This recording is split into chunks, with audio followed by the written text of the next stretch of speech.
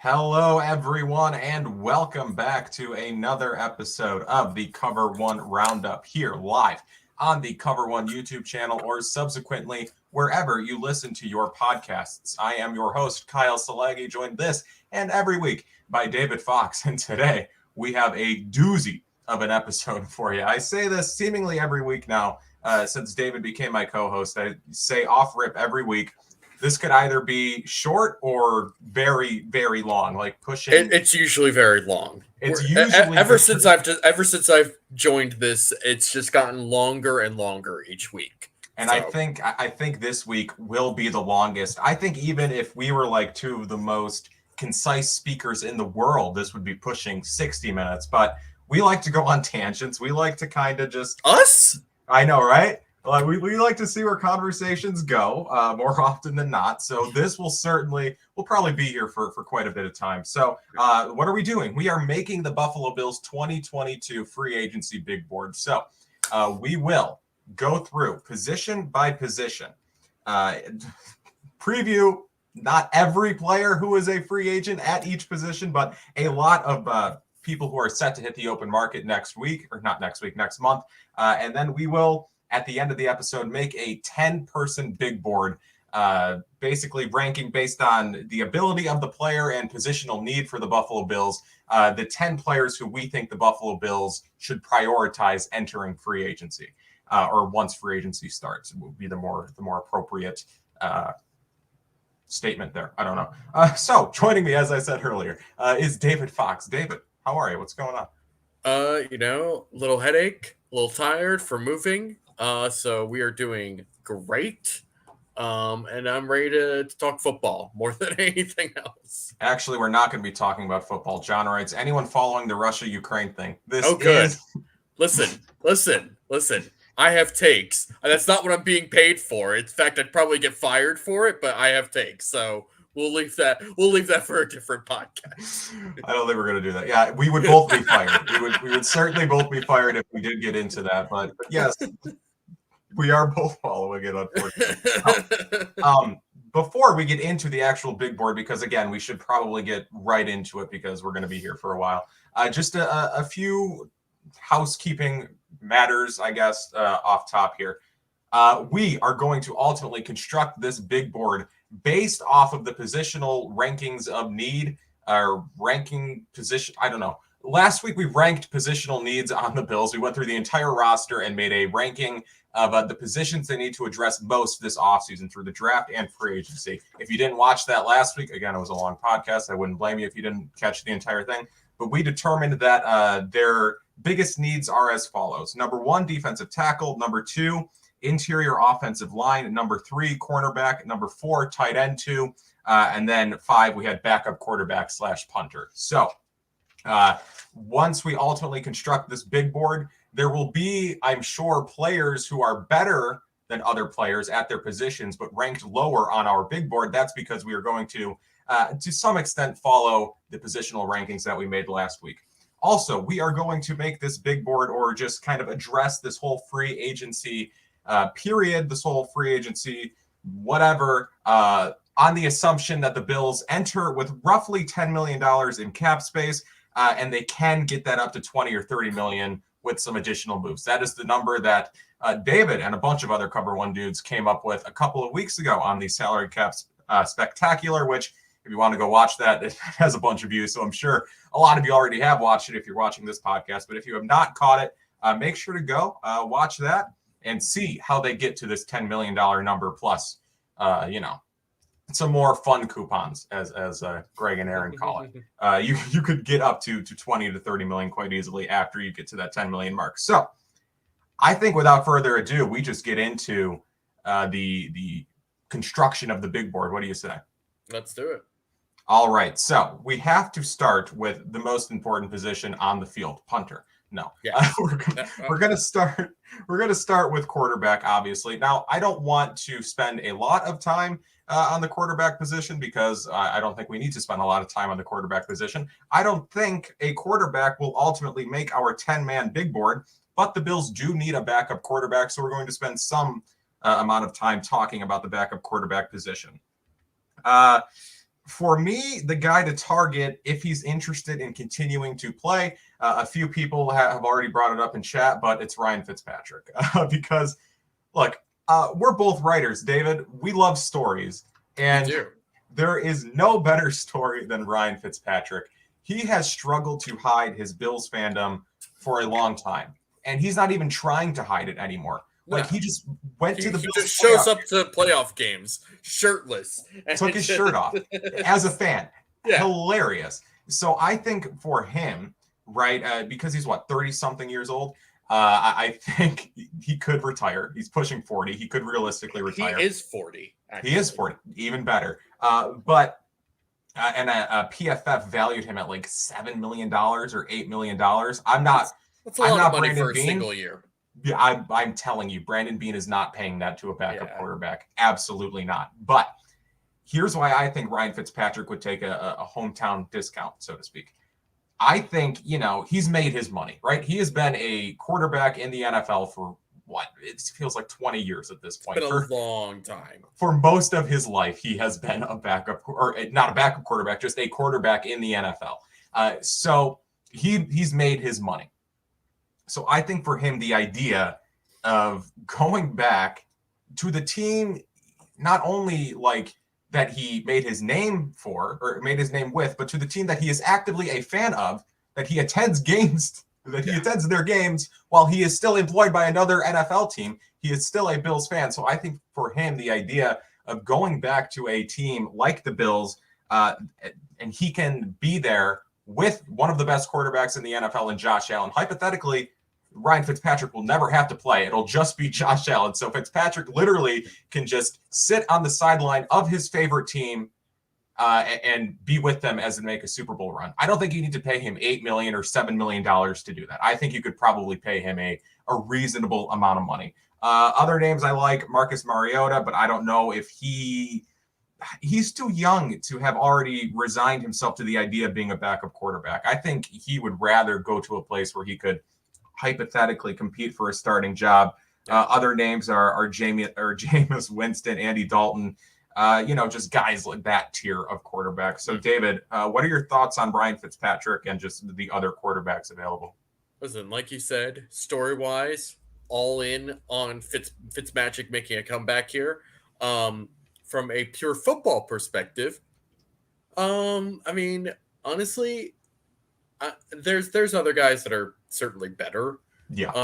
That are out there. I mean, but I'm gonna throw a name out there, and this is a guy who started a couple of games last year and kept his team in a winning position, even if he only got like one win during his couple of starts, and that's Gino Smith. I mean, Gino Smith as a backup to Josh Allen. There are so many worse options out there, but that like I'm looking at them right now. I'm looking at Blaine Gabbert. I'm looking at Joe Flacco. I don't want Blaine Gabbert. We're not bringing in Blaine Gabbert. Why not? I am not bringing in a quarterback that can't throw 15 yards down the field, like especially in this type of offense. Blaine Gabbert's got a Super Bowl ring. Jesus. So Just saying. One of the things that let's look at like Baltimore, right? One of the things that they did when they drafted Lamar Jackson in the same year that Josh Allen got drafted is they basically said, we're going to, once we commit to Lamar Jackson as the starting quarterback, we are committing to this offense that we've constructed around him. And that also means getting backup quarterbacks that play like Lamar Jackson. Mm-hmm. We're not getting, Josh Allen, the big athletic freak arm dude that can also, run around and do a bunch of different things on the ground, and then back him up with Matt Barkley, who's like lives in that 5 to 10 yard square of throwing. And I wrote Matt Barkley's name as a he's coming home. This isn't his home. He's from California. I'm not getting into this. He's coming home. But then last year they bring in Mitchell Trubisky, who at the very least could do a lot of the sort of mobile type things as a runner that Josh Allen could do, while also operating the offense and having experience in the regular season as a starter, in the postseason as a starter, there was a logical path for that. Gino Smith, he's got a big arm. He can run the football. He's run a legitimate NFL offense. Last year, he wasn't bad. He really wasn't that bad for Seattle last year. And honestly, when you look at what he might cost, it's gonna happen. I'm telling you. I'll give my spiel in a second here. Co-hosts don't let co-hosts bet money on what backup quarterback is coming into this. I appreciate you looking out. But if you look at like what other quarterbacks are available as a backup, you're going to end up paying them more than you want just to be a backup. Like maybe Ryan Fitzpatrick is just like, I'll take $1 million, whatever. I love being in Buffalo, et cetera, et cetera. But like Teddy Bridgewater ain't taking a cheap contract. Neither is Andy Dalton. Honestly, Jameis Winston might have a chance, even though he's coming off. He might have a depressed market just because he's coming off an injury. But like Tyrod Taylor, Jacoby Brissett, Marcus Mariota, these are the types of guys that like potentially could just ask for more money than the Bills are willing to give up. Whereas Gino Smith, I mean, clearly I'm one of like 5 remaining people who don't hate Gino Smith in the football world. So to me, I would be totally in on bringing in Gino Smith. I think he would be fantastic as a backup quarterback, strictly as a backup quarterback. Like I don't know why I feel the need to say that. It's not like Gino Smith is going to usurp Josh Allen as a starter in Buffalo. But yeah, I like Gino Smith as a potential backup. I don't hate it. I want someone. All right, I just gave a pitch for Ryan Fitzpatrick. Now I'm going to say this: you want someone who can play out of structure. You want someone who can make plays when the play breaks down, which. I guess Gino to an extent can do that. I know this is like bold. People might hate this. Brandon Allen, low key, not a bad option as well. Thank you, Smith. People are gonna hate this. Gino Smith is the best quarterback from the 2013 draft class, which is the EJ Manuel class. Like, I know that's Bills not even close. Love EJ Manuel, right? I'm gonna get people are gonna be like, "How could you say that about EJ Manuel?" EJ Manuel, hard count king. EJ Manuel. How about we bring him back? I'm fine with that. What is he doing nowadays? He's an analyst on the ACC network. Good for him. He's killing it. Good for him. That's a good place for him to be. I think, look, I don't think the Bills pay more than $3 million to a backup quarterback. Yeah. And I also think we have to realize that the Bills probably aren't going to back into another Mitchell Trubisky situation just because that rarely happens. You rarely get former number 2 overall picks or former first-round quarterbacks who have started many games willing to take a $2.5 million deal with you. You rarely get that, when they're in their mid-20s. It hardly ever happens. So I don't think the Bills are going to be in that situation again. But, even going off that, I can't see Mariota taking a deal like that. I can't see Jameis Winston taking a deal like that. Andy Dalton maybe realizes at this point, like, I'm not a starting quarterback. I could see Andy Dalton maybe just being like, I want to be on a winning team where there's no pressure on me. I have paid my dues being like the scapegoat in Cincinnati for so long. I had to endure the garbage of Matt Nagy's last season in Chicago. Like, maybe I just want to relax. I just want to go to a place, which, by the way, like Buffalo, we're all big fans of Andy Dalton taking us to the playoffs. Do we still like Andy Dalton? We are big Andy Dalton fans here. Okay. I mean, like, let's be honest. Man got us into the playoffs. Just saying. We are spending a lot of time talking about the quarterback position, and the position we said we weren't going to talk about. None of these guys are going to make our 10-man big board. But if they can't back themselves into a Marcus Mariota or Jameis Winston or someone like that, Matt Barkley is a name to keep an eye on. I know you guys are gonna hate it, but if they can't, well, actually no, that might not make sense. Barkley to Giants might make more sense actually. But like, I could see a situation where they sign like a Matt Barkley type or like someone slightly better than a Matt Barkley, and then in a scenario that we pitched last week, like they draft a Bailey Zappi on day 3 or something. Like they get their long-term developmental backup and then just get a bridge backup, so to speak. So, or they just, they get Ryan Fitzpatrick. But we're done talking about this. We're moving on to the running back room. Again, this is a position where I do not anticipate the Bills spending an abundance of money at this offseason, but there are a few guys who I'm intrigued by, who I've written down notes here about. Number one is Rashad Penny. I was, I didn't love the idea of paying Rashad Penny, but PFF put out their top 200 free agents with projected contract values for all of them. And their projected contract for Rashad Penny was 1 year, $2 million. Yeah.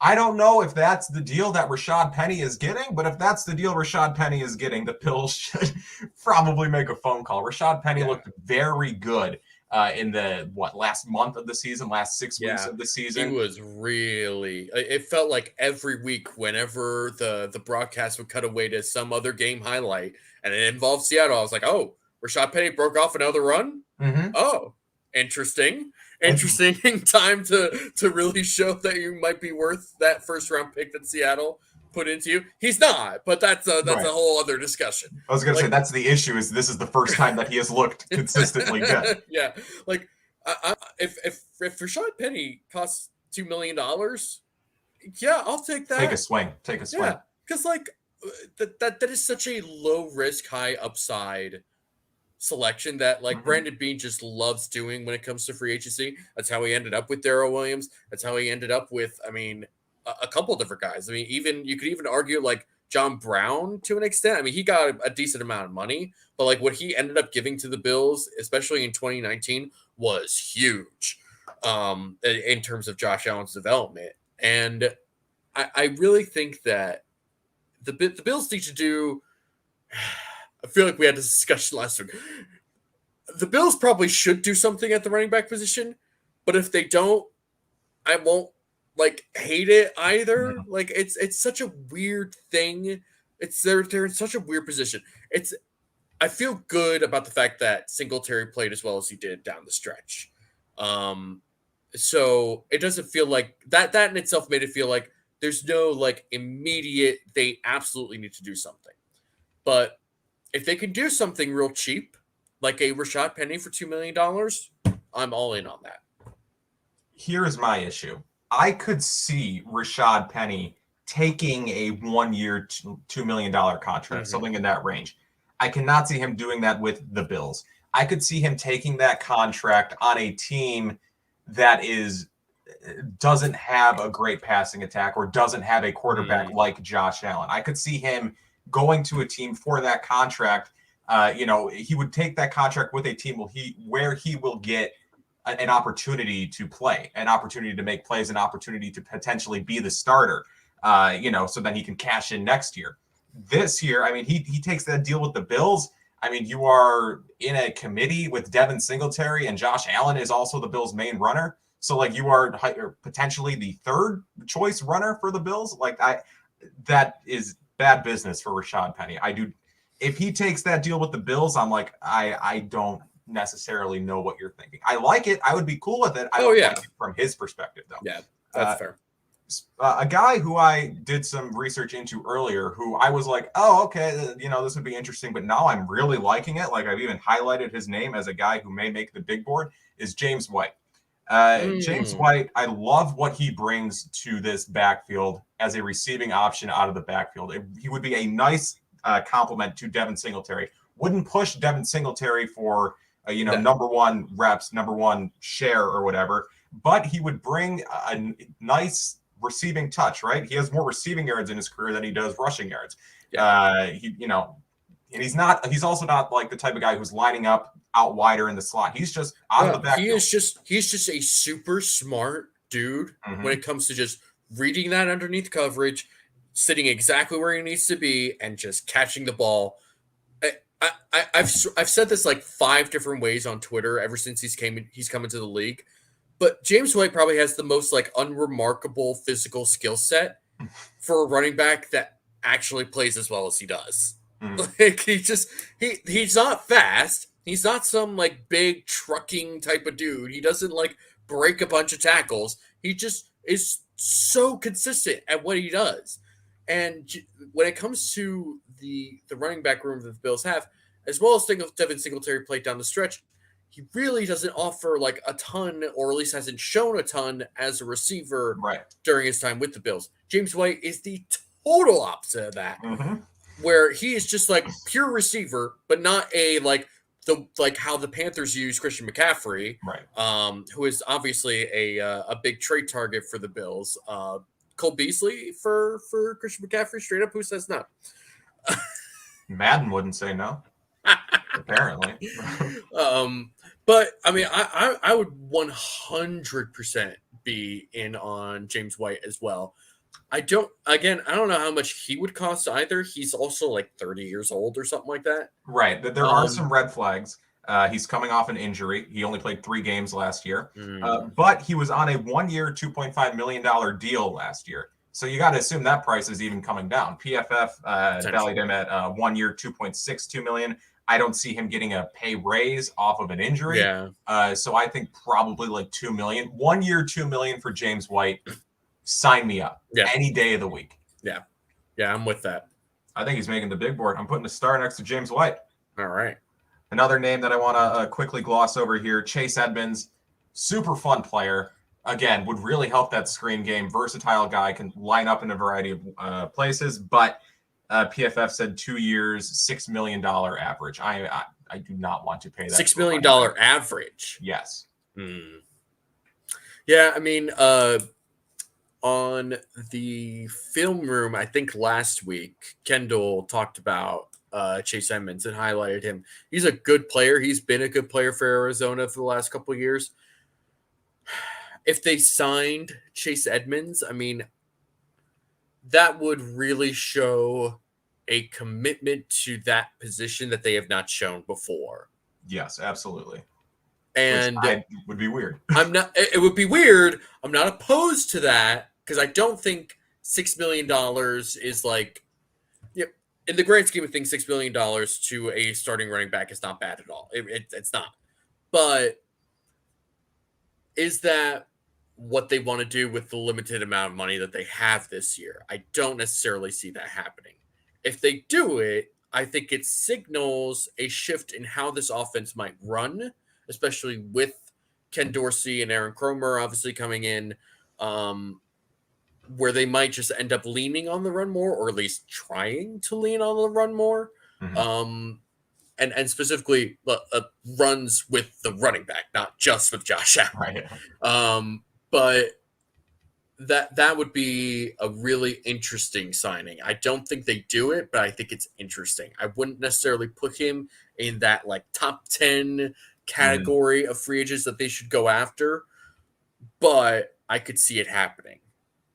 Right. He's just an interesting guy to talk about because he is still relatively young, has flashed. It's weird that he's hitting free agency potentially, because the Cardinals can still sign him, obviously. But he's a guy to look into. Again, I'm not putting him top 10. For me, the ideal running back, how you address running back this offseason, if you were the Bills, would be to either draft a guy on day 3, or if you really like Devin Singletary, just sign a James White and roll with Singletary, White, and then Moss intermittently. But that's how I would attack running back. Moving on to wide receiver. There's some guys to talk about here, and none of them may make the big board. So this is what you tune into the podcast for. But there are guys to talk about, Braxton Berrios being one of them. This is a name that I've seen that's been relatively popular on Bill's Twitter as a potential target. I don't necessarily see it. I am higher on Cole Beasley than I think a lot of people are. I think Cole Beasley is going to be with the team next year. I really, maybe with an altered contract, but I do not think, 1, I don't think he's leaving. 2, I still think he's going to have a relatively significant role next year. And then if you sign Braxton Berrios, you're doing so probably because you cut Cole Beasley or because you got rid of Cole Beasley. So to me, that is kind of what's standing in the way. And he's a different player than Cole Beasley. Again, you mentioned the film room. 100%. You go on. I was just going to say Anthony did a great breakdown. of Braxton Berrios and how he doesn't do something. He does some things better than Cole Beasley, but he doesn't do a lot of things as well as Cole Beasley does. Still, even in Cole Beasley's, 30 years old at this point or whatever. Right. But with Braxton Berrios, again, and the contract is something that really is holding me up here. PFF said 3 years, $6.67 million average with $10 million guaranteed. And Rich Cimini of ESPN reported that he may ask for up to $9 million a year, which no for Braxton Berrios. That's a lot. So here's the Jets. I don't know if you've really looked into this. The Jets have 3 different wide receivers that are set to be free agents this year. And as far as technically 4. One's a strict exclusive rights free agent, but we're not getting into that complicated nonsense. But in terms of like who the Bills should target, if they should target any of these 3 guys, really shouldn't be Braxton Berrios. I would be more interested in like, and this is in the scenario, which I think is unlikely, if Cole Beasley is not on this team, they should look at like Jamison Crowder first, who is a really smart slot receiver who presents good, solid athleticism and has been a very consistent receiver throughout his whole career, really. His biggest issue, unfortunately, has actually been like availability. But when it comes to Braxton Berrios, I mean, I understand some of the appeal. He's a very good story. He's really worked his way up that Jets roster ever since he's come into the league. But $9 million for Braxton Berrios, I'm letting some other team make that mistake. Right. And he's a good returner, which is part of his appeal. Yes, and I would love to have Braxton Berrios the returner for Braxton Berrios the returner money. But you can't just pay Braxton Berrios as a returner. You have to pay him as a returner and a receiver. Right. And how the Bills do it, how the Bills kind of always operate, or at least have operated under McDermott, is they do not want their playmakers returning kicks or punts, unless you're talking about Micah Hyde, who occasionally will. He goes out there to fair catch him, but sometimes he's a lane and he goes. But that's not the idea. So we saw that with Isaiah McKenzie, right? When Isaiah McKenzie had an increased role offensively, that's when Marquez Stevenson took over his duties on special teams. So if they bring in Berrios to play wide receiver, you're not, and pay him wide receiver money, you're not getting the returner, Braxton Berrios. You're not getting his potential impact there. So I do not, the money doesn't make sense for me. Again, good player, fun player. I don't think it's the best use of money given the Bills' current financial situation and wide receiver situation. I don't see it making sense. Byron Pringle is a dude that we could talk about if you want to. I don't know if he makes the 10-man big board, but again, versatile guy, could be returner. Again, would be a fun 4th receiver under Diggs, Davis, Beasley, but I don't know if he makes the 10-man big board. Yeah, I mean, kind of what you just said. He's an interesting depth option. He could be a return guy. He's pretty fast. Ran a 4.46 from what I see here, which is an element that's kind of missing from this Bills team in general. Is just speed. And like, you know, we could talk about like Marquez Stevenson, but whatever, honestly, at this point. I don't necessarily really see that as a priority. Now, again, so some of this is going to come down to what kind of money he will end up commanding. If he is super cheap, sure, I'll take that. I'll take a cheap Byron Pringle, but I am not spending like a lot of money on Byron Pringle. And did you say what PFF's projection for him was? They did. He is not one of their top 200 free agents. Okay. No. So theoretically, pretty cheap for Byron Pringle. Theoretically, he shouldn't get a big contract, and you know, but why would he leave? Why would he leave Mahomes if he's not getting paid? Yeah, I mean, if you were going to leave Mahomes, might as well go to Josh Allen. Right. Improve. Go to the only place you can improve. Am I right? Right. there's one other guy I want to talk about. And interesting. Is it Christian Kirk? It is not. It is not. It is not. What did Josh Allen do last week? Got drinks with Christian Kirk. Confirmed. So it's not Christian Kirk. Who are we talking about? So this is a receiver who got his payday a couple of years ago. Didn't really do much with it, but Albert Wilson is a guy that, again, if the money is right, could present a different element on offense that the Bills have been lacking, which is yards after the catch. Which, like, the Bills' offense is amazing. It's fantastic and does so many things well. The one thing they just do not do, and part of that has been like the structure of the offense under Daboll. Part of it's just the type of receivers that they have. They just do not get yards after the catch. Like, the best guys after the catch are probably Dawson Knox and Devin Singletary, honestly. Yeah. And Albert Wilson, he could, like, again, we're talking about a guy that is probably ending up as the fourth receiver. And because of that, Albert Wilson might present himself as like that type of player where you don't have to worry so much if he's like always available. But he also is a punt returner, if memory serves correctly. That could be, again, another super cheap, low risk, high reward type of option for the Bills. Because I haven't heard anybody talk about Albert Wilson in a while, honestly. And he's somebody that, like, again, there's a reason why, because he's barely been available. And I think he also opted out in 2020 because of COVID. So he is definitely out of people's minds at the moment. But if he's healthy and he's cheap, I am on board with a potential Albert Wilson signing. Bills fans are going to remember Albert Wilson from dropping the ball 2 or 3 times in that game earlier this year. I think it was Albert Wilson who dropped the ball like 2 times when Jacoby Brissett and, Tua got hurt and Jacoby Brissett had to play against the Bills. Yeah. It was all that. But I am an ardent Albert Wilson fan because this is, again, the tangents that you've come to expect. NCAA 14, one of the greatest football games of all time. Okay, Georgia State. This is not where I thought this was going. This is great. Georgia State was one of the new teams on NCAA or on that edition of the game.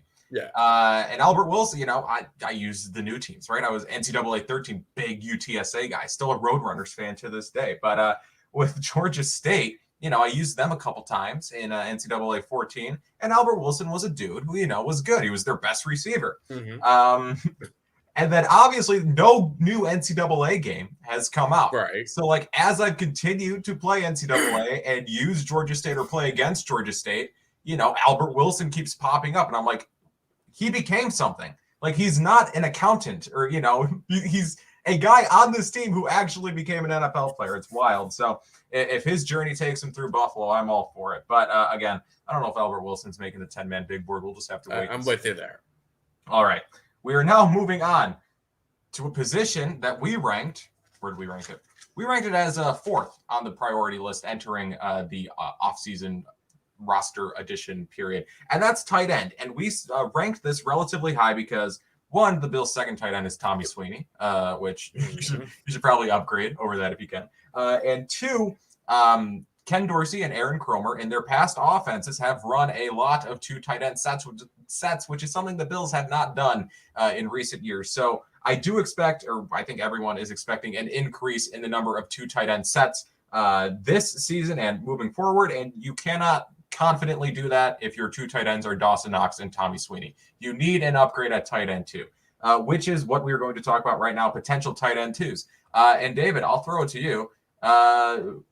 Let me see if I can find the graphic. There we go. Tell us about Tyler Conklin. So Tyler Conklin is a very, very, very good run blocking tight end. He is somebody that functions super, super well in that Minnesota wide zone type of offense that they've run the last couple of years. And when it comes to like The reason why you run 2 tight end sets largely is because you want extra bodies that can really block in a major way. Now, the Bills sort of have someone on the roster in Gabe Davis who can do stuff like that. But I think you also want to use Gabe Davis now as your outside receiver. And if your outside receiver can block the way Gabe Davis blocks, good night. You are getting some good runs. But when it comes to your second tight end, again, there's got to be an upgrade over Tommy Sweeney. I mean, there are upgrades over Tommy Sweeney, but you have to start, like, if we're really going to start committing to using 12 personnel, you need to start getting this upgrade. And Tyler Conklin could be that guy because he is it's just a fantastic, really technically sound blocker, and he is also like really solid, if a little unremarkable, as a receiver. But like as your tight end too, you don't need to be like this amazing, dynamic type of receiver. And especially in the Bills offense, which already has a dynamic receiver in Dawson Knox at tight end, what you really need is that like legitimate blocking tight end. I think that's what Tyler Conklin can bring to this team. Now, whether or not he's available for that money, I don't know was he on the PFF 200 list? He was not a top 200 guy. PFF. It's WYD. It's a little shady. I'm just saying. I'm not. We're not here to start a PFF diss track, but like Tyler Conklin not hitting the top 200. It's a little shady. It's a little shady. That's all I'm saying. So from what that sounds like, it sounds like he could be a legitimate target for them. Right, affordable. Yeah, very affordable. If that's the case, I'm definitely intrigued by Tyler Conklin as a tight end 2 for this team. Spin is talking about Will Disley. You were gonna love this show. Let's not spoil anything until like right now. Again, my track record of having segues and not using it. No, I like Tyler Conklin, as I said here. Where's my graphic? He shares a name with the former Buffalo Sabres backup goalie Ty Conklin, and he stunk. So he would be he might be the best athlete named Ty Conklin in Buffalo history. He might be.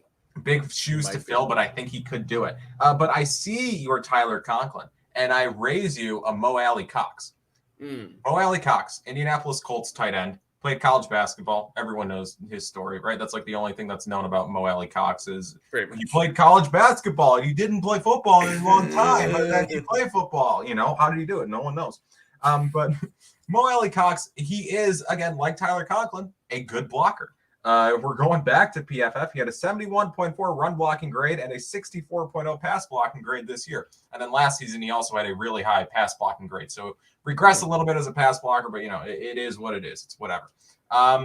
And he does offer a bit of upside, I guess, as a pass catcher. It's not the most refined game, and he's not the most refined pass catcher. And it's getting to the point in his age, like he's late 20s now, where it's like, if you were going to become a pass catcher, I think you would have done it by now. Like, you might just be what you are. But what he is a hypothetically or potentially good complement to Dawson Knox, right? If you are going to run 2 tight end sets, I like the idea of Dawson Knox and Mo AlieCox.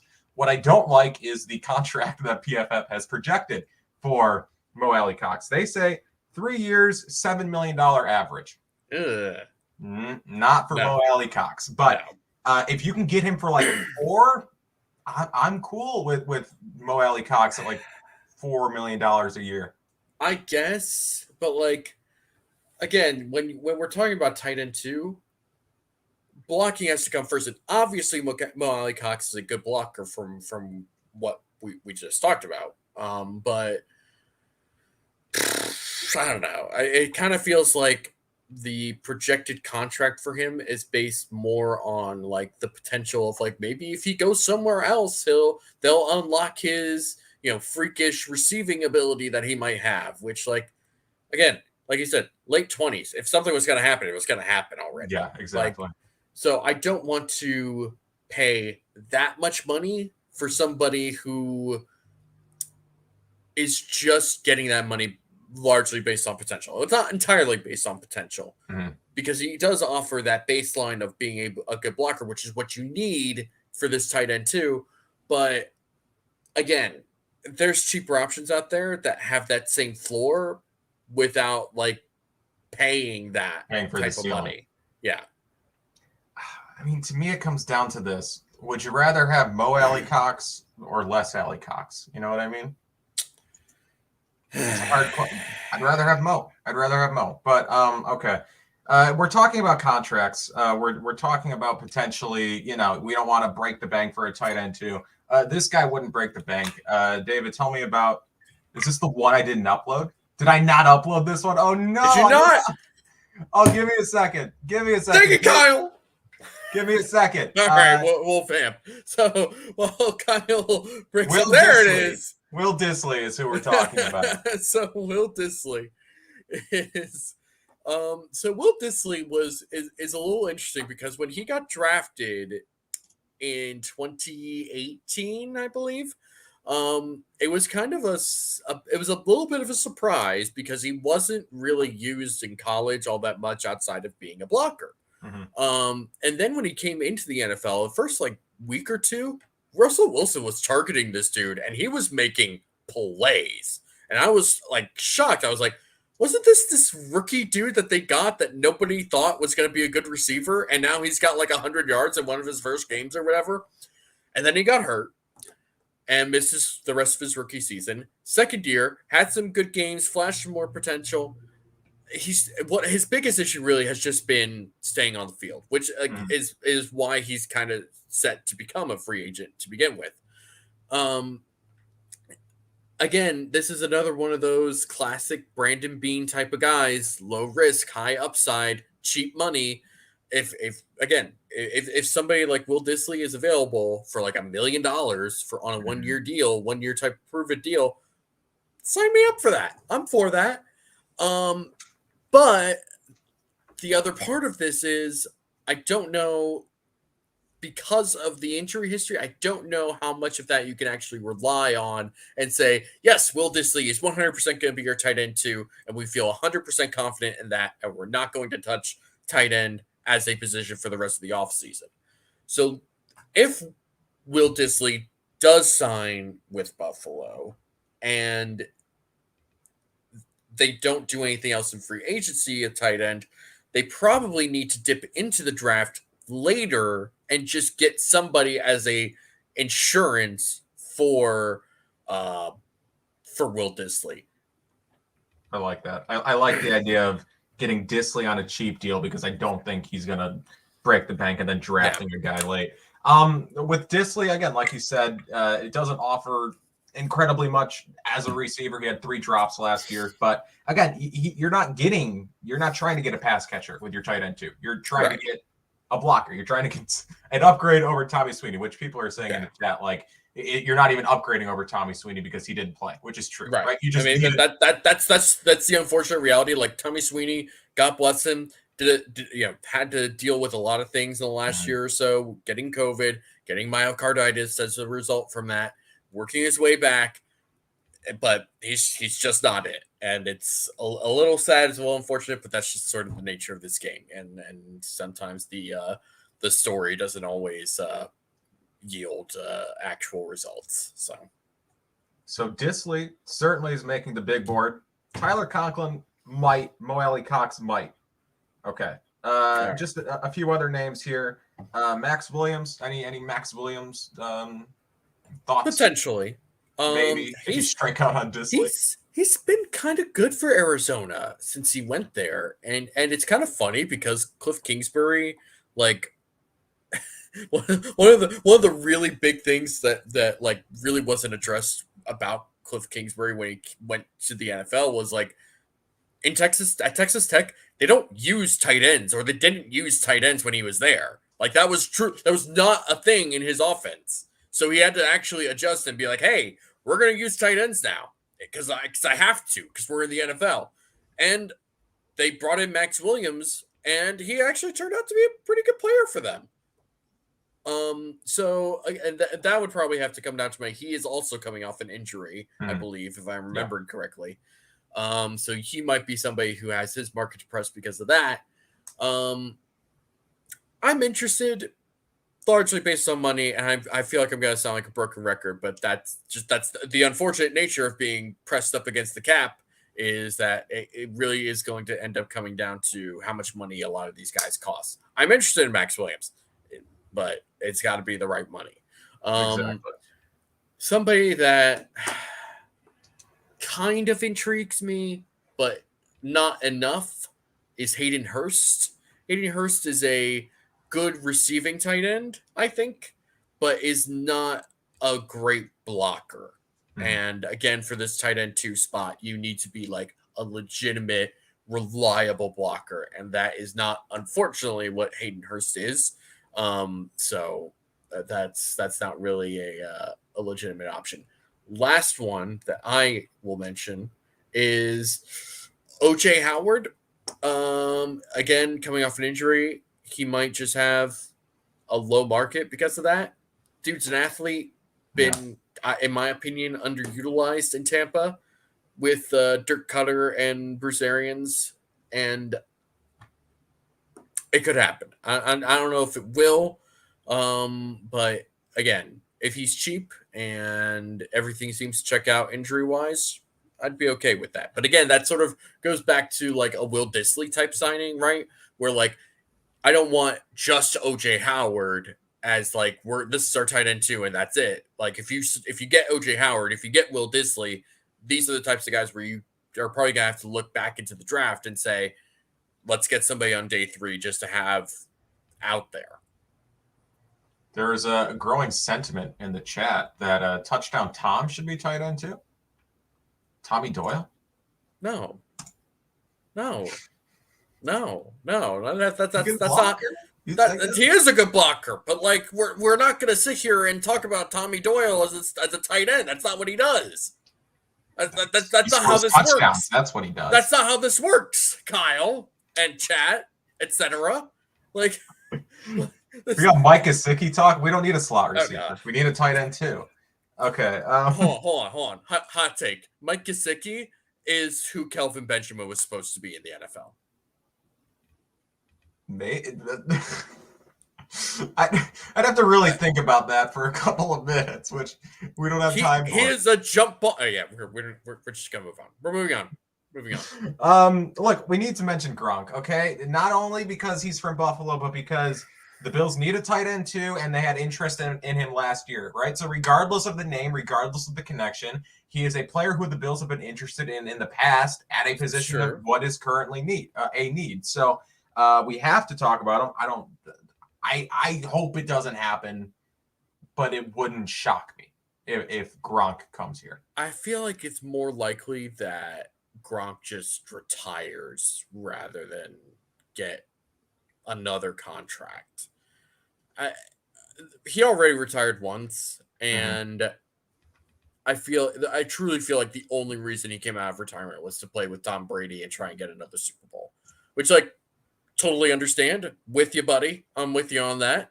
Go chase that money. Go chase that ring, even though you already have a couple.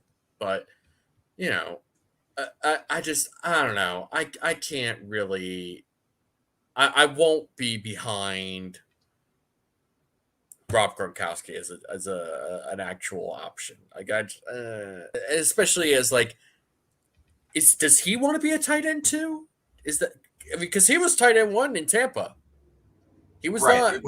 He wasn't anyone's backup in Tampa. Right. I don't know if he comes here to be tight end 2. Obviously, he'd be coming home. It's a great story, but I don't know. Look, Gronk's a humble guy, right? Let's get that straight. But no, I don't know if Gronk is ever going to admit that he is tight end 2, even if he is coming home. I almost did a spit take. I was drinking water when I read that and nearly but we already had an OJ on the team at one time, and look where he is now. I almost spit my water all over the place. Okay, moving on past tight end. We've identified 3 guys who could potentially make our big board at the end of the show. That's Tyler Conklin, Will Disley, and Mo AlieCox. Okay. All three make some, logically you can kind of put them where, they make sense is what I'm trying to say.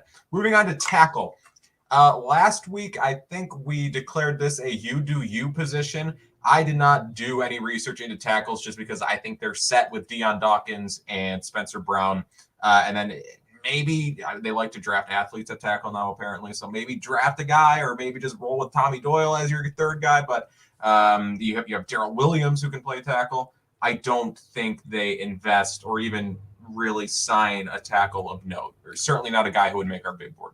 Yeah, I agree. There's whoever they might end up signing as a guy is not someone that is going to be a huge splash. Right. The one guy that I will bring up is Joseph Noteboom, who is an unrestricted free agent out of LA, who is somebody that Aaron Kromer has worked with when he was with the Rams. So I could see potentially Jason Noteboom just coming in as a super cheap, like, oh, I worked with Aaron Kromer type of thing.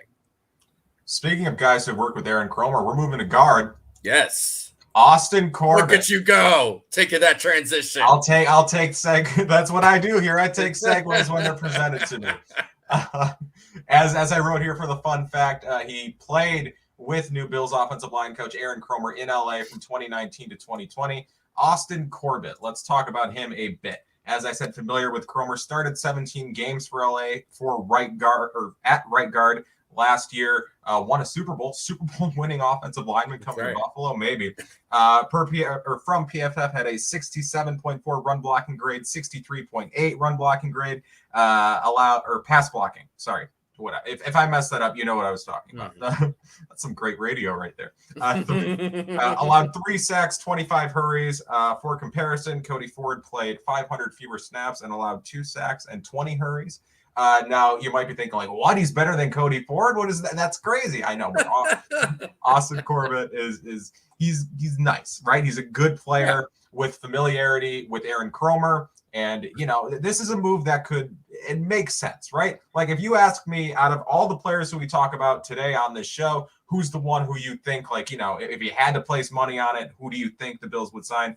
I might say Austin Corbett, just given, again, guard's a real big position to need, and there's some familiarity with the new offensive line coach. PFF had his potential contract at 4 years with an average of $9.25 million. That's what you pay guards. That's what you pay good guards. Money. It's a lot of money, but a lot of money. So the thing with Austin Corbett is he was originally a draft pick of the Browns. He was a second round pick. A lot of people thought pretty highly of him. When he was in Cleveland, that dude could not get on the field to save his life. I don't know what the problem was. I don't know what it is, but like he just could not get on the field. And it was very frustrating for a lot of people in Cleveland. So much so that he ends up getting shipped off to the Rams. And there he got a little rejuvenation. He starts for this team, a Super Bowl winning team. He's a solid player.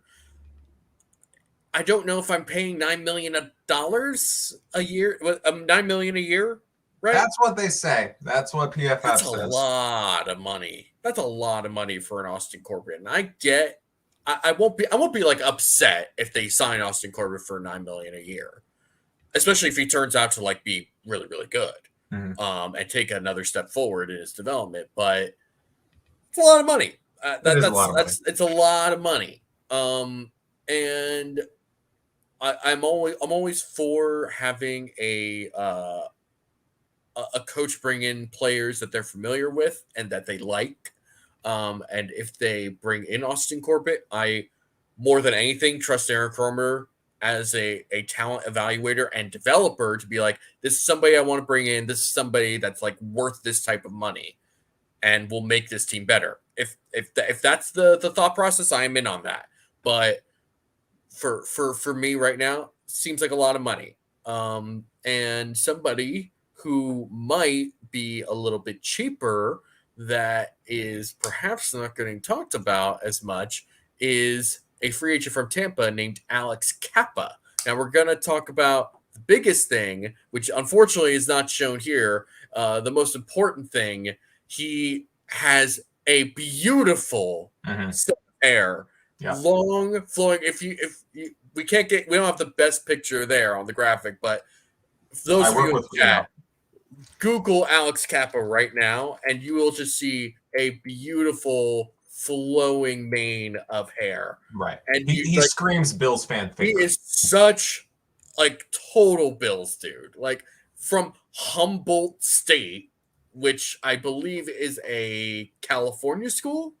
I think I'm honestly not sure, but he is just he's somebody who's like been really good with Tampa the last couple of years, and I just think for the type of money that he might command in this market, could be somebody that is in that sort of mid to lower bucket of free agency that Brandon Beane likes to dip into, that they spend a solid amount of money on, but also not like $9 million a year type of money. That's exactly what PFF projected him at.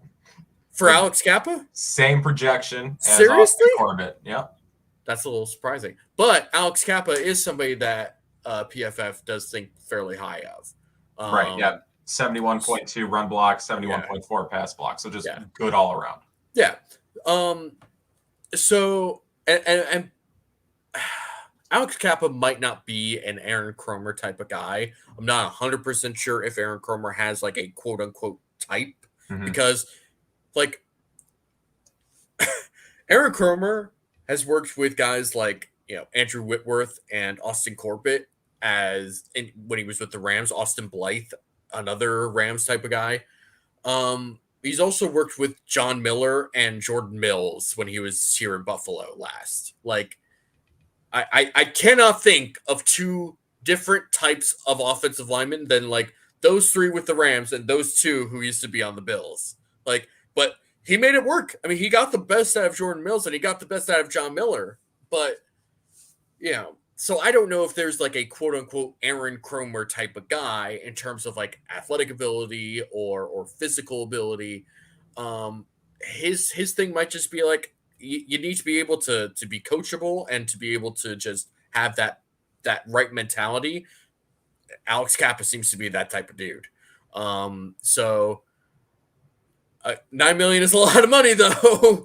And as much as I like Alex Cappa as a potential target, again, $9 million, a lot of money to be paying a guard. I'm unsure. That's why it's interesting because, I mean, from all I've heard about Aaron Cromer, everything points to him being a very good coach. So do you just kind of hope that he coaches your current guys up? Well, and that's sort of the other thing is like, if the other thing that needs to be talked about with this is Ryan Bates, who is a restricted free agent and probably gets tendered. But, I mean, he was the one who really helped solidify the offensive line last year. I mean, when it came down to the stretch, he was the one who came in and really filled in and played pretty well, all things considered. And he's somebody that the Bills have spent a lot of time developing. And I think that, when Aaron Cromer was hired, the mentality went, when it came to the offensive line, it went from the Bills absolutely need to do something to help this interior offensive line to, if they just bring back these five guys, they will probably play better because Aaron Cromer is that type of coach. So is it worth spending that type of money in order to bring in somebody who is probably almost inarguably going to be better than your current starter, whether that's Darrell Williams or even Ryan Bates? Or do you save that money because there's another player at a different position who is going to really need that money in order to just be on the team? Right. It's tricky. See, it is tricky because, last week we were saying that guard is a position they needed to upgrade at, but now that we're actually looking at the market and the money that they'd have to give these guys, it's a lot of money. It's a lot of money, right? And unless they do some really crazy cap gymnastics sort of thing, I don't know if I see it happening. and I'd like to see it happen. I would hope they do something at guard. I really don't think that they should just sit and do nothing on the offensive line at guard in particular. Mm-hmm. They got to do something.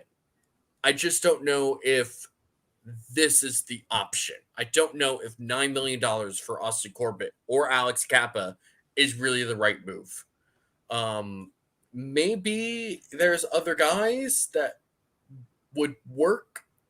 I just don't know who that would be. Quentin Spain. Hey, you know who is a free agent and somehow still playing in the NFL is John Miller. Richie Incognito. Oh, God. These are all names that I've written down as guys who. How is Richie Incognito still playing? That dude is old. He is. Hey, among other things. He's living his best life. Right? Among other things, he is old. Andrew Norwell is a name I wrote down. Brandon Sheriff, people are talking about in the chat. Andrew, listen, if Alex Cappa and Austin Corbett are going to cost $9 billion APY, Brandon Sheriff's going to get a lot of money. Yes. Andrew Norwell might be interesting. Maybe does PFF have him as a top 200 guy? I have not checked the value. Okay. I will check. Give me 1 second. Because if the money's right, I could see that happening. I mean, if we're gonna bring in, if we're gonna talk about former Panthers, Andrew Norwell, former Panther, used to be with Ken Dorsey.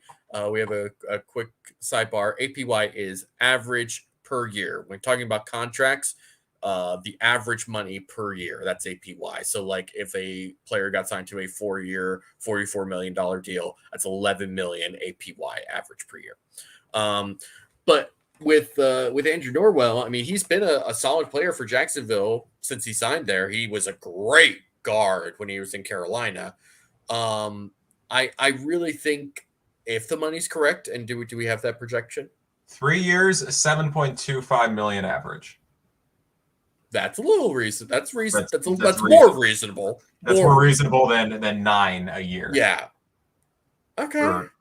Okay. Yeah, he could make the board. Now that we're looking at it, he can make the board. That's interesting. That's really interesting, honestly. Let's see what they have Sheriff at. 16 million a year for. Oh my gosh. No, the Bills are not doing that. Listen, Brandon Sheriff's worth that because he's a dude, but whew, yikes. Right, Bills ain't spending that money. 60 million is like their entire offseason. Yeah, they are not in the position to do that. Okay, okay. Andrew Norwell's interesting. He could be relatively high on the board. God, we're gonna spend a lot more time on here than I thought. Okay, so first real quick thing. Since he is an unrestricted free agent, Ike Butker, he could be somebody, especially coming off an injury. I mean, this team really likes Ike Butker. He was more of a Bobby Johnson guy than anything else, but I could see Ike Butker maybe coming back to Buffalo and on a super cheap deal. And I think just as a depth player, he's somebody who's played pretty well for this team. Not amazing, probably more in that Ryan Bates type of category, but I generally like Ike Butker. And I mean, worst comes to worst, ship him off to New York for a 7th round pick or something. Exactly. Yeah. Yeah. And another guy that I just looked at, James Daniels from Chicago. What is that projection going to look like? Because he is 5 years, $10 million average. Okay, never mind. We're going to move on from that idea. Okay. I was going to say, because James Daniels has been a good player for Chicago and offers positional versatility because I think he played center when he was at Iowa. And I think he's been playing guard for the Bears because they had, who's that K-State offensive lineman who's their center? Dang it. I'm going to lose my mind. Right. I can't remember, but yes. You know who I'm talking about. And other people who are Bears fans. And like, obviously, why would you not be? Because this is a Bills podcast. But yeah, James Daniels has been a very good player for that. Cody Whitehair. That's who it is. Cody Whitehair, center for the Bears. But James Daniels, positional versatility, really good player, way too expensive. So we're moving on from that. Okay. Moving on to defensive end. We need to be in go mode here because we are officially on the clock. Air raid hour starts in less than an hour. All right, moving on. Gotta go. All right. Okay. We would usually joke around and say like Von Miller and Chandler Jones. Like the Bills are not Von Miller. The only way the Bills would have been in the market for Von Miller, in my opinion, is if the Rams would have lost the Super Bowl and he wanted to ring chase and he would take an affordable deal. But he already has his ring, so he's going to get paid now. Chandler Jones, only way the Bills are in the market is if, again, his initial market isn't what he thinks it is, and he can, 1 year, $10 million maybe. And that's what you get Chandler Jones for, assuming, that's like a nightmare scenario for him, dream scenario for the Bills. I don't think it happens necessarily. So we have to look at the secondary guys in this defensive end market, even tertiary in some cases. Akeem Hicks is a guy who a lot of Bills fans, again, who I've seen people talk about. Spotrac values him, or Spotrac, whatever, values him at $5.5 million, which is fun. PFF has him at $8.5 million, which I do not like for Akeem Hicks. He was injured last year, had 3.5 sacks in 9 games, 15 pressures, and 17 run stops per PFF. Fun, interesting, I guess. But again, he's like at least 30. I think he's like 32. Yeah. Akeem Hicks is interesting. He's more of an interior defensive lineman than an edge guy. He's fun. He would definitely be somebody that Bills fans would really like. But I don't know. That's just, I don't know if that's really where the money should be going. Because if they don't need to pay Akeem Hicks $5.5 million in order to be the backup 3 tech to Ed Oliver. Like, I feel like that's spending money in a place that it doesn't need to be spent. He's not somebody that's going to play 1 tech all that effectively. He's just not that type of player. And I'd rather the Bills try and get that type of 1 tech, whether that's in free agency or in the draft, probably in the draft more than in free agency. But maybe in free agency. We'll get to that later. As far as edge, and I know it's going to be very frustrating to hear. I know it's very frustrating to think about. It's not popular to say. The Bills' best path when it comes to edge this year might just be to bring back all 3 of Jerry Hughes, Mario Addison, and F.A. Obata. I know people don't want to hear that. I know that's not popular. I know I'm going to get killed in the chat for this. I do not care. Jerry Hughes is not going to command that much money. Mario Addison, same kind of deal. F.A. Obata, same sort of thing. The type of guys that that we would love to have are going to be worth an absurd amount of money that the Bills just don't have, unless that is their only free agent signing of the season, which doesn't make any sense because this is not the only position. I mean, there's a certain point you just gotta believe that somebody like Gregory Rousseau and AJ Epinesa and Carlos Basham are going to be the guys that they want them to be. And maybe it's just one of those guys. Maybe it's just Rousseau. But I think that's kind of just all you need. And when you have guys like Ed Oliver who are making plays the way that he is, somebody like Gregory Rousseau could be a perfect pass rushing complement to him. Because if you have Ed Oliver just pushing that pocket and just getting in the face and causing the quarterback to scramble, Rousseau's coming in. Rousseau is a great cleanup sack artist. He really is. Mm-hmm. And that length provides so much versatility in his ability to get around or through or underneath the tackle.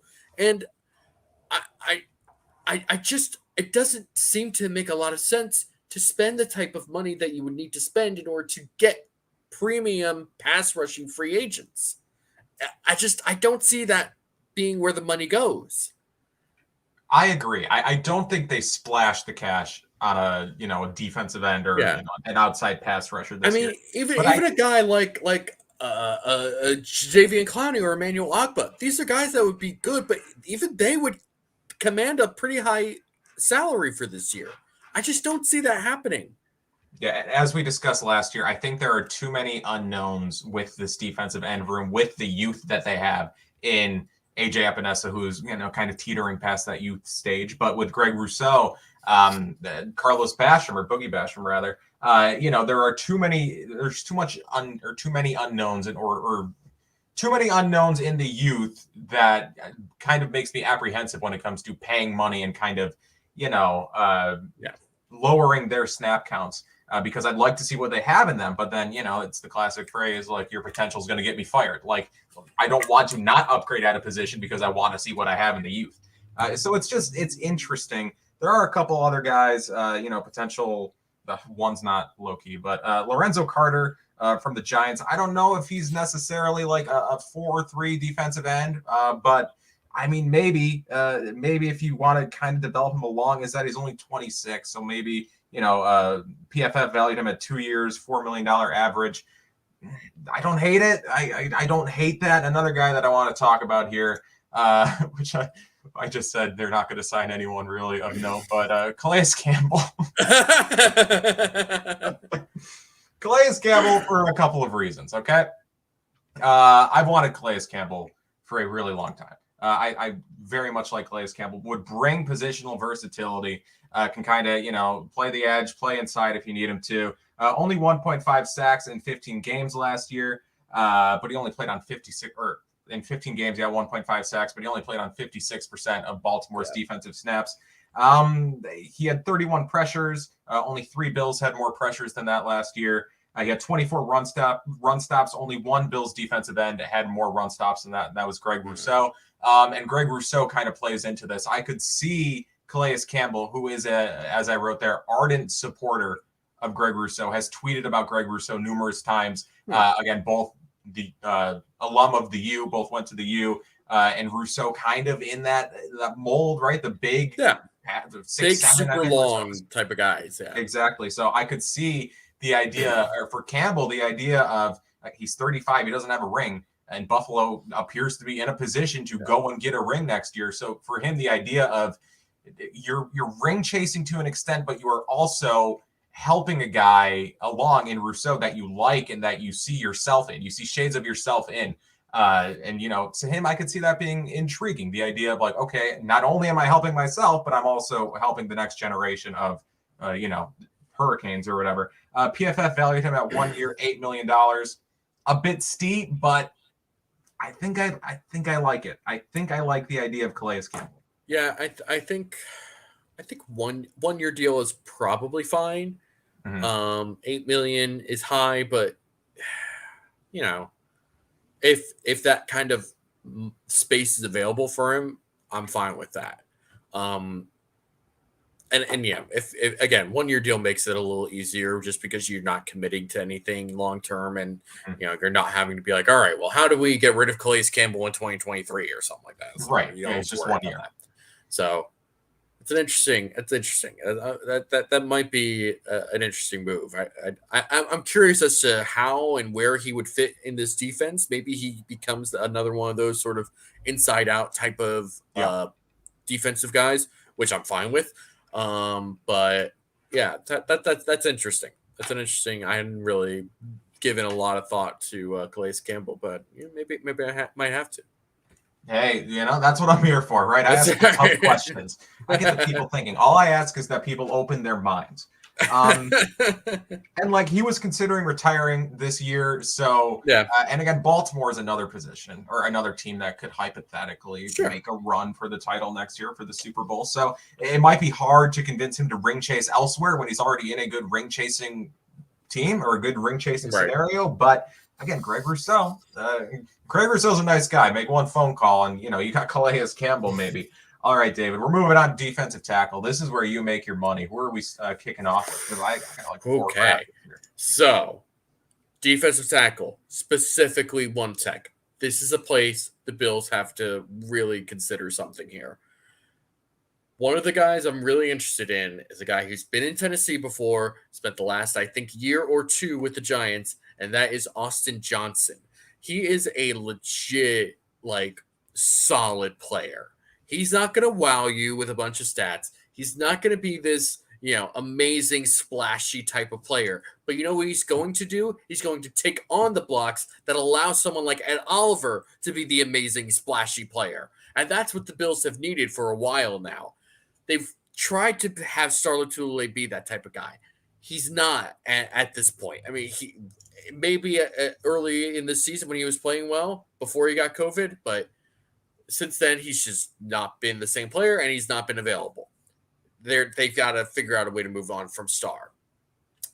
Somebody like an Austin Johnson, and I'm basically going to give the same sort of pitch for the other couple of guys that are on here. So we'll just sort of talk about them. Let's bring up Derek Nottie from the Chiefs. Same sort of dude, really good player for what he is. Get somebody who's that one tech type of guy who can take on those multiple blocks, and somebody who was just playing in the Super Bowl a week ago, BJ Hill. He made a big play in that AFC Championship game, getting an interception. We all love our fat man interceptions. Wonderful. Fun fact. Giants traded him in exchange for Billy Price. Ultimately snaps for Bills legend Jake Fromm. Right. There's always the Buffalo connection. There's always the Buffalo connection. But with BJ Hill's been a good player. Like, he is kind of that guy that is like quintessential exactly what the Bills need.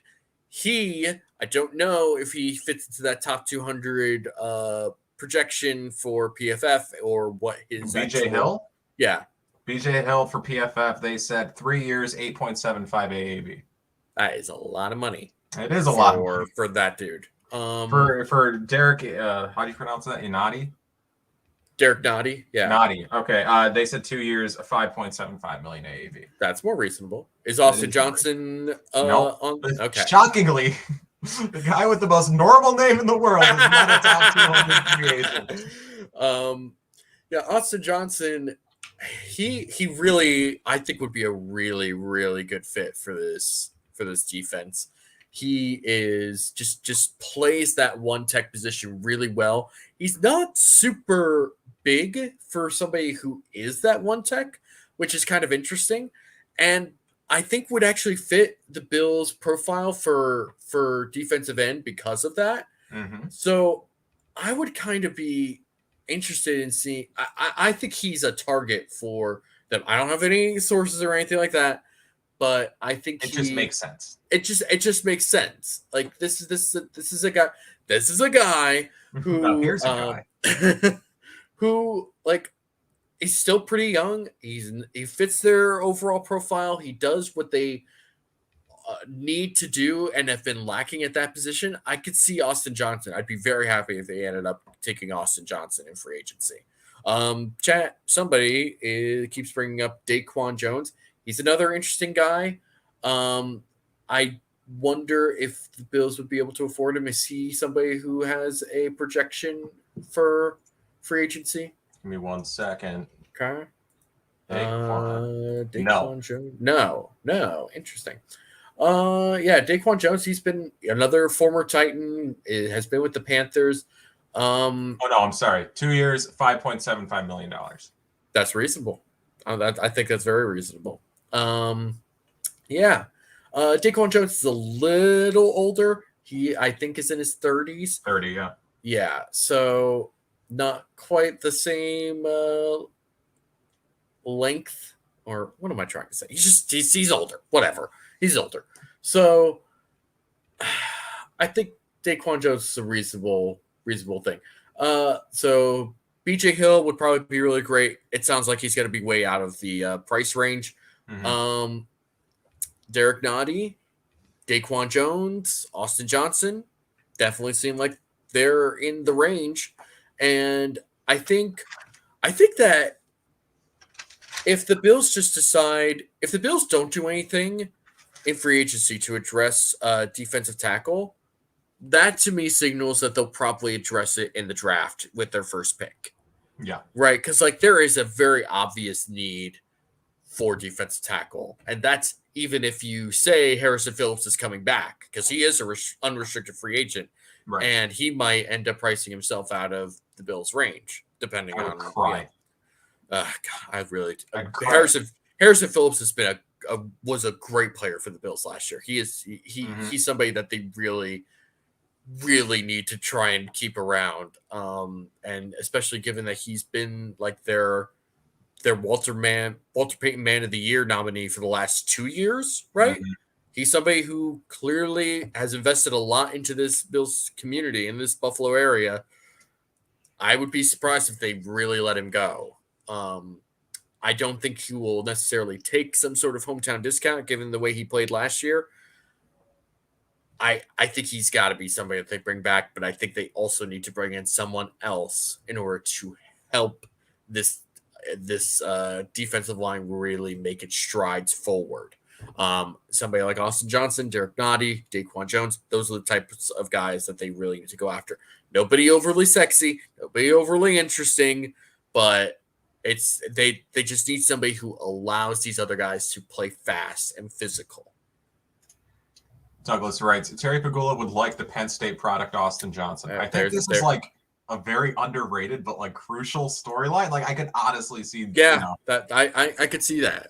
I could also see Terry Pagula not knowing at all who Austin Johnson is. Certainly has no clue. Zero clue. But like he's also an underrated athlete. Like James Franklin once said, like he's the most athletic 315-pound guy I've ever seen. So like he's interesting. I think that wraps up defensive tackles. Different type of guy, but Larry Ogunjobi. How we feel about Larry Ogunjobi? He's a good player. 7 sacks. I think he probably is out of the Bills' price range, but maybe. But he got hurt, didn't he? I do not. I thought he. That could have happened. Larry, I thought he got hurt in the playoffs. In that first playoff game against the Raiders. So he had a foot injury. We seem scared because of Aaron Maben. I agree. We don't want him. Aaron Maben. We don't need bring him back. All right, moving on. Linebacker last week we said we good, but there is a guy who I want to bring up here quickly. This is a name that Bills fans, I think, should know. Underrated name, not even really a linebacker, but this is a guy to keep an eye on, especially if something happens with Tyler Matakevich, whether it be, it's just something weird. I don't know if Tyler Matakevich isn't back next year, even if he is, whatever. Dorian O'Daniel is a name to keep an eye on. He was like a special teams god a couple of years ago in college. I remember that. Like I remember writing about it for Bills Wire. Just like he was this crazy special teamer who the Bills had interest in or had him on a pre-draft visit or whatever.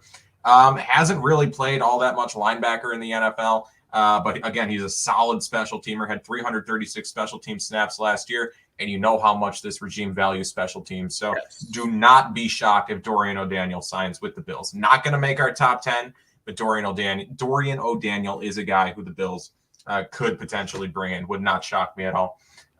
People are talking about Justin's. What are we doing with Justin Zimmer? Why are we getting? What happened? Why do we get a string of Justin Zimmer? Okay, I understand Justin Zimmer is an unrestricted free agent. He's also coming off an injury. Whatever happens with him, in my opinion. He's a depth. We've been attacked by Justin Zimmer hive. Clutch player. Okay, Justin Zimmer had a great play against Cam Newton in that Patriots game in 2020. I'm with you. I don't know if I'd call him a clutch player just because of that, but whatever. Again, he's a depth guy. Which is important when you're rotating defensive linemen as much as the Bills do, but whatever happens with him. If he comes back, cool. If he doesn't, all the best to No, this is the worst. We're not turning this into the Justice Zimmer podcast. This is the worst thing that's ever happened to this podcast. We're Mr. Diggs writes, who? Too quick. You guys need a ticker. I agree to an extent, but also if I spent more than 30 seconds talking about Dorian O'Daniel, Eric would get on and click end broadcast himself. He would not be having it. It's been again, we have to be off at 9:00 and we're just spending 10 minutes talking about special teamer for the Kansas City Chiefs, Dorian O'Daniel. We are going to spend a little bit of time talking about this guy or this position in general. We are moving on to cornerback. This is what we rank as the. Give me a second. Oh God, I have so many pages of notes. This is what we ranked as the third biggest offseason need last week. And there are two guys that I want to focus on that I prepared graphics for. Number one, he was the thumbnail of this video. It's Donte Jackson. As I wrote here, is good friends with fellow LSU alumni Tre'Davious White, who is a very good Bills cornerback. I think you guys have heard about him. I know, right? It kind of under the radar type of player. I thought he was a goalie. He is. He's a corner in his free time. But Donte Jackson, again, went to school with Trey White. Trey White went to bat for Donte Jackson publicly a couple years ago when he was draft eligible. He wanted the Bills to get their hands on Donte Jackson. Didn't happen. That was the Tremaine Edmonds, Josh Allen year. So obviously the Bills had bigger issues that they had to address that year. But Donte Jackson now is scheduled to hit free agency. Cost, as JC writes here in chat, cost might be a little bit of an issue, but I'll get into that. Last year, Donte Jackson had 2 picks, 8 pass breakups, allowed 42 receptions. He allowed receptions on 65.6% of his targets. Not great. Levi Wallace allowed receptions on 58% of his targets. Otherwise, statistically comparable. He allowed Donte Jackson allowed 10.8 yards per reception. Wallace allowed 10.6. Jackson quarterbacks had a passer rating of 89.0 when targeting Jackson, and they had a passer rating of 82.2 when targeting Wallace. So you might be thinking, like, is it even an upgrade from Wallace to Jackson? I think maybe yes. But also you have to consider that Donte Jackson is miles better as an athlete. Yes, as compared to Levi Wallace. I mean, that might not be saying much because Levi Wallace isn't much of an athlete, but Donte Jackson has 4.32 speed. And like I've read this, many people have written this. The Bills need corners or defensive backs who can keep up with the likes of Tyreek Hill. Very few people can keep up with Tyreek Hill. Yeah. But if there is a corner in the NFL who speed-wise can keep up with Tyreek Hill, Donte Jackson is one of the few who can even come close, I feel like. And PFF again averaged him or gave him a contract value of 2 years, $10 million AAV, which is a similar deal to Wallace, what they're projecting for Wallace. Yeah. But to me, I think it's even more than they're projecting for Wallace. But to me, you've said this before on the show, David. If there's one thing that Sean McDermott and this coaching staff can do, it's coach up defensive backs. Would I rather pay, because I think they are going to pay a cornerback, they might draft one in the first round, but assuming they pay one in free agency or they bring in an outside guy, do I want to give that level of contract to a Levi Wallace, who I know what he can do in this defense, and I think he's probably reached his peak? I think we've probably seen not the most, but we've seen what Levi Wallace can do in this, this type of defense, what he can do in that role. Or do you give that money to Donte Jackson, where I think there's more room there? I think there's a higher ceiling. I think you can get more out of him if you coach him up. There's definitely a higher ceiling with Jackson. And he's not played. He was not a corner that played for Sean McDermott when he was in Carolina because he had already left. But he did play for Ron Rivera. He was drafted by Ron Rivera, who, I mean, at the very least runs a similar defense. He played for former defensive line or former Panthers coach and current Bills defensive line coach, Eric Washington, when Eric Washington was the defensive coordinator in Carolina. So there is familiarity there. I mean, he was there when Jackson was a rookie. I don't know if they actually pulled the trigger on this, just because it would go against what they've done at corner for the entire time they've been here, to give that much money to a second corner. I'd like to see it because he is athletic. He does provide a lot of ability, and his ball skills are probably one of the better parts of his game. But I just don't know if they actually do it. I don't know if they do either, but as JC writes here, I like what signing Jackson allows them to do in the draft. He writes, if we sign Jackson, that lets us draft an offensive lineman, wide receiver, or defensive lineman in the first 2 rounds. If you go into the draft, because I think Levi Wallace, I'm not comfortable paying Levi Wallace $8 to $10 million a year. David, you've said this on the show in the past. Levi Wallace is great when you're paying him, less than $4 or $200,000 a year. That's great. But if you're paying him actual starting cornerback money, I'm not comfortable doing that. I'd rather pay an actual, well, Levi Wallace is good, but he's not. I don't want to pay him. I want him to get his money though. I just don't want it. I don't want the Bills to be the team to give him that money. I think you can upgrade for that price. Let's be clear. Taron Johnson is the nickel corner. That's a starting NFL position, especially in this defense. He is their second best corner. He is their second best corner. I'll say that. But he's not the number 2 outside corner, which is what the Bills need. That's the only thing I could say. That's all I got. To get back to what yes, to get back to what JC was saying. But yes, if you go into the draft having White and Jackson, that allows you do not need to go cornerback early. They don't go cornerback on day 1 or day 2. Again, it makes the idea of drafting a wide receiver relatively high, which I think they might do anyway. It makes that like a realistic possibility. It makes the idea of going or defensive end or defensive lineman, early. That makes that, again, it's all reasonable already, but it makes it more likely and more exciting when you don't have the glaring hole at second cornerback there. It's like, oh, okay, I don't have to focus on cornerback at all now. We can focus in on these other positions that they have to fill. But again, like you said, I don't know if they do it. I don't know if they pay Dante Jackson. But I think I feel like he would be interested. Again, the idea of playing opposite Tre'Davious White, who's a good friend of his, I'm sure he'd be interested. He's not going to take a pay cut because why would he? He obviously shouldn't take a pay cut to come play with Trey White, but that wouldn't be the worst usage of funds for the Bills, paying Dante Jackson and shoring up that second cornerback spot. Another way in which they could do it, let me see if I can find the thing here. Rasul Douglas. Is he actually 6'3"? No, that's got to be a typo. No shot he's 6'3". Sorry, David made this particular graphic. I take zero credit for any of this work, largely because I have no idea how to do this stuff. Okay, I took classes for this in college, and I learned nothing about it. So Rasul Douglas is interesting because if he's actually 6'3", there's no way that he is. We're on the 30-minute clock. Oh no. Oh, boy. Okay. So Rasul Douglas is interesting because statistically graded by PFF as one of the best cornerbacks in the league last year. Okay.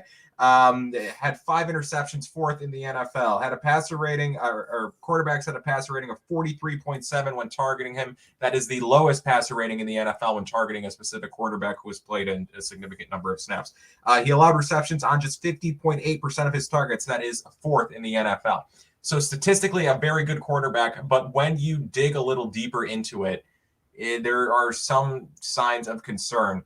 He's a former 3rd-round draft pick, but he's like kind of a journeyman. He's been on 6 teams in 5 years, and this was really the only time where he stepped up and played really well. Like you could, obviously there's fears of him being a 1-year wonder, but then again, I mean, his game kind of fits what the Bills like to do defensively. PFF has him at a projected contract of 3 years, $6.75 million AAV. That's probably better value than Jackson, but I think I like Jackson better as a player than I do Douglas. Yeah. I've seen a lot of Rasul Douglas when he played in Philadelphia. He is somebody that can make plays. He's also somebody that can give up big plays. So I think that type of contract, that kind of money, seems a little bit too much of a risk. I think he would fit really well with this scheme. I think he is somebody that, again, we talked about this a lot. McDermott knows how to coach defensive backs and get the best out of them. So he might end up having a really good year.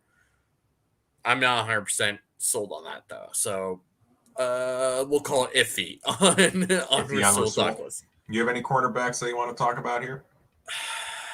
Not really, largely because a lot of these guys are either heavy man type of corners, or they're old, or they're slot corners. Like Nick Needham from the Dolphins, really good slot corner, but we already have a really good slot corner in Taron Johnson. There's no need to bring in somebody like that. Same thing with Chris Harris.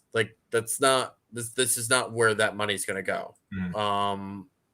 Some of these other guys like JC Jackson, I mean, he's got to get paid by someone, whether that's New England or somebody else. I don't know. They're the guys we brought up. they seem like the most realistic options, assuming that they actually go to free agency to get somebody, which I'm not 100% convinced they actually do. I could see them draft, or they just don't address it again. Honestly, they might just say like, "Hey, Dane Jackson, Gaines. DJ." Listen, bring back EJ Gaines. They might just say, "Hey, Dane Jackson, you're up. You're it." Yeah, and maybe they draft somebody on day 3, but like again, that was sort of the thing with Levi Wallace. That was the thing with Dane Jackson. They might just roll with that. Honestly, they might do it. They might do it, but I like Jackson. I really like the idea of Dante Jackson. With this coaching staff, I like the idea of what he could be. I'm with you. Okay. Any safeties? Safety, we said we're good. So I did not do any research on safety. We're good. Did you? Nope. Do you have any punters that you care enough to pitch here, or just draft a dude? Pat O'Donnell. I like Pat O'Donnell from Chicago. He's a solid player, been a pretty steady punter for them, and I think has been, as far as I know, I don't really watch a lot of Chicago Bears field goal attempts, but he seems to be a pretty solid holder for them as well. So that's what you need. You need dudes who can hold. That's all you need nowadays. Draft a punter is what people are saying in the chat. Oh, everyone told me Rasul Douglas is like, thank you guys. The Zimmer hive comes in handy. I appreciate it. If the Carwood Roundup chat can tell you 2 things, it's Rasul Douglas's height and that Justin Zimmer is good. And that's why I love him. Okay. Zimmer Douglas 2024.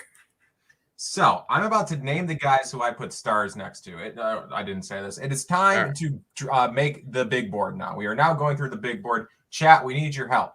Dean Marlowe is a free agent if anyone cares. Brandon Bean would be about the only person that would care, but that would hey, that makes sense. All right. He's the one who needs to care. All right. We're now going to go through and make the big board. Chat. We would like your insight here, your assistance in actually ranking these dudes 1 through 10. I'm going to go through and read the guys who I put stars next to. We'll see if it even equals 10.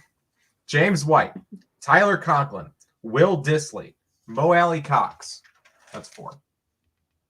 Austin Corbett, Alex Cappa, Andrew Norwell, Calais Campbell, Austin Johnson, Derek Nottie, Dante Jackson, Rasul Douglas. That's got to be 10, right? Seems like it. I wasn't counting, but I believe in you. All right. Number 1, Dante Jackson has a legit argument for being number 1 on the Bills free agent big board. So does Austin Johnson. So does Andrew Norwell. I think if we're calling, I'm good with Dante Jackson being number 1. It was a spoiler, right? The thumbnail was. He's on the thumbnail. He's on the thumbnail. That's all. This wasn't clickbait. We delivered. That's right. We gave you all of the Dante Jackson talk you could ask for. All right, number 1, Dante Jackson. CB2 is BB1. Yeah, that makes sense. Okay. I'm great at this podcast. You're doing great, Kyle. Right. Dante Jackson, number 1. Number 2, we going with Austin Johnson or Andrew Norwell? I think I'm going with Austin Johnson. Okay. And then Norwell. Or do you want Nottie there? No, I like Norwell ahead of Nottie. All right. Austin Johnson is number 2. Number 3, Andrew Norwell. Yeah. That's a great. If the Bills come away with a combination of these two or all 3. If they get all 3 of these dudes, whoo! I'm here for it. All right. Now we're into the Austin Corbett, Alex Cappa, Tyler Conklin, Calais Campbell. I would probably say Tyler Conklin is next. For 4 above Derek Nottie? Yeah. Okay, we'll go Tyler Conklin 4. I want Calais Campbell, I want top 5. All right, we'll put Campbell 5. I'm going Calais Campbell, number 5 on this free agent big board. Okay. Do we feel good about Nottie at 6? I'll do Nottie at 6, and then Cappa or Corbett over Cappa. I'd probably put Corbett over Cappa. Okay, makes sense. Okay, Andrew Corbett, right? Corbett. Austin I'll figure it out. I'll remember names one day. Austin Corbett. I got him confused with Norwell. Okay. Who else do we have here? We have Alex Cappa, James White. James White. Will Disley, Mo AlieCox. Let's put James White. BJ Hill, I think we said. Too much money for BJ. James White, number 8. Yeah. And then Will Disley, number 9. Will Disley, 9. Alex Cappa, 10. I feel pretty good about that. BJ Hill, 10. Akeem Hicks, 10. No. Those guys, I don't see that happening. All right, Will Disley, 9. Awesome. And I will say this board construction went much smoother than our board construction last week. So much faster. Much smoother. And then, all right. So you guys in the chat, just Ted, any punter. Yes. Okay.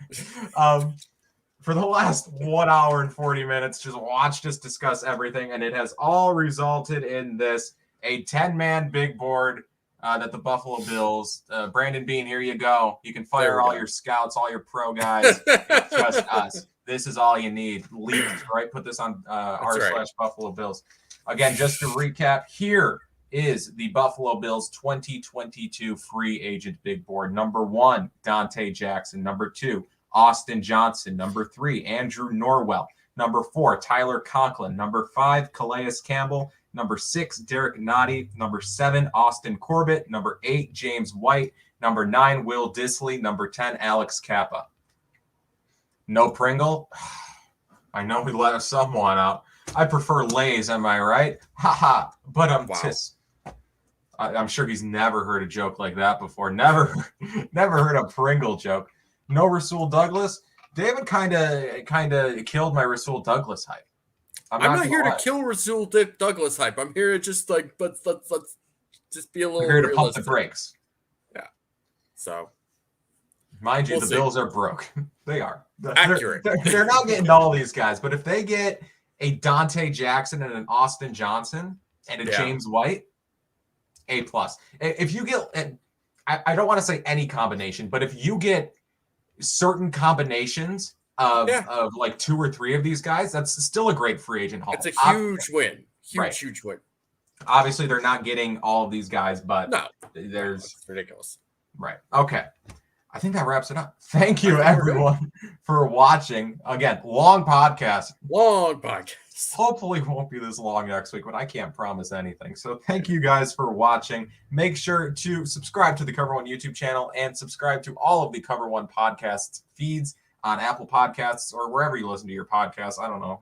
If you want to, please consider leaving a 5-star review for the Cover One Roundup or leave an honest review. That would, both are appreciated. Make sure to follow Cover One on Twitter at Cover One, on Instagram at cover_1_. It's something with underscores. We're all across social media at Cover One or some variation of that handle. If you are interested, please consider subscribing to Cover One Premium. There you will have access to the Cover One Premium Slack, where you can talk to a bunch of Bills fans, hundreds of Bills fans in the Cover One Slack, always talking about a bunch of great stuff. Not only just the Bills, about life in general, world events, stuff like that. Just a great community over there. Also some exclusive content in that Slack, which, it's great. If you want to check that out, also can talk to your favorite Cover One personalities in that Slack. Your favorite Cover One personalities, like me, right? Sure. I wonder. I'm not getting on this tangent. It's already gone. It's already gone long enough. We got to go. Okay. Make sure to follow David on Twitter at DFAUXY at DFoxy. Make sure to follow Kyle on Twitter at Kyle Silagyi. To do everything I said to do, please. Okay. We'll talk to you next week where we remake the big board. Where we go through what we just said and said it was all wrong. We actually want Alex Cappa number 1. Okay, we'll talk to you next week.